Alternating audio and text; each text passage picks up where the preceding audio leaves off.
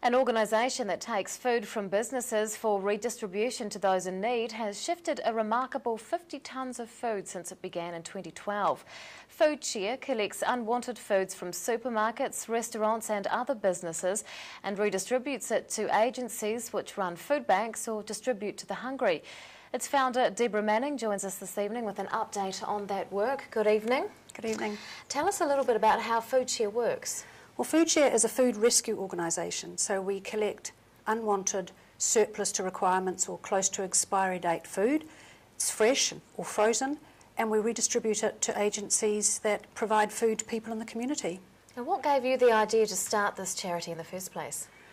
Well, like anybody, I was aware that there was wastage and hungry people, and our landfills were overflowing with organic food waste, and I decided that a simple solution was the answer. I was aware that in Australia, food rescue works very well, not only in the amount of food that they collect and are able to distribute, but also as a mechanism to provide a corporate social responsibility means for businesses to be involved in their community.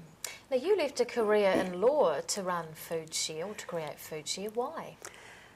It's just a personal decision to get involved in my community, to try and make a difference, to stop talking about the problem and actively become part of the solution.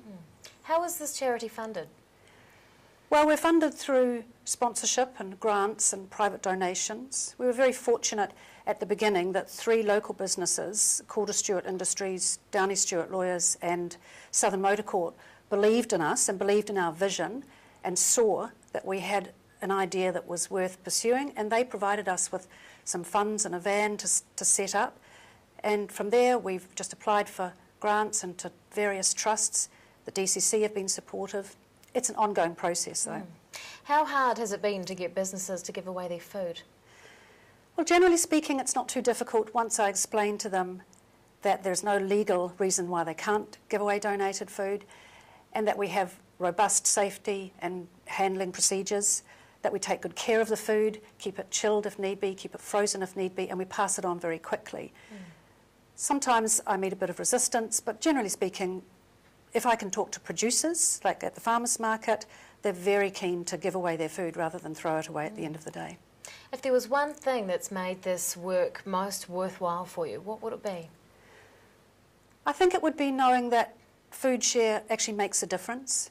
It makes a difference in the lives of the people that receive the food, the children and the women and the men and the families that are getting fresh, nutritious food into their diets. And of course the flow-on effect for that is that children who eat healthier food learn better at school, people aren't so sick.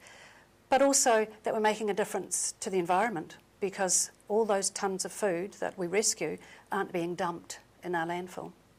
What are your goals for Foodshare this year? Well, I would like to see every supermarket in Dunedin, not just Countdown, which are already actively involved with us, but every other supermarket become part of Foodshare's donor businesses and give us their surplus to requirements or close to expiry food.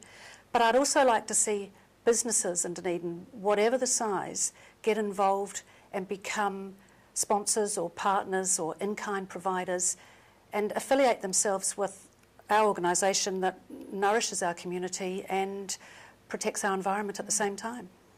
Foodshare founder Deborah Manning, thanks very much for your time.